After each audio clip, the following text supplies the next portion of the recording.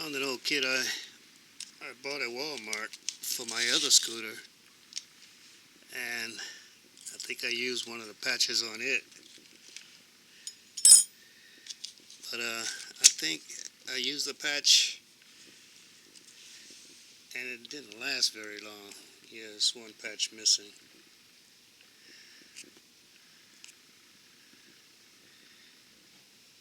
Didn't last very long. These don't use glue or anything. They're dry. Put them on dry.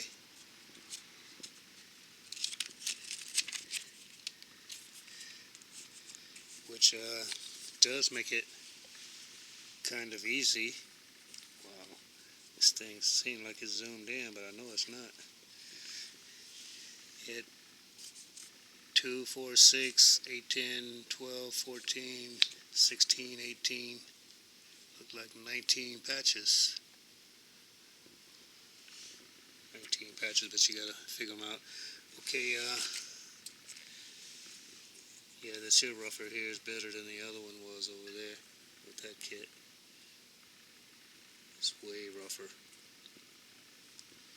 Okay, let me get back to work.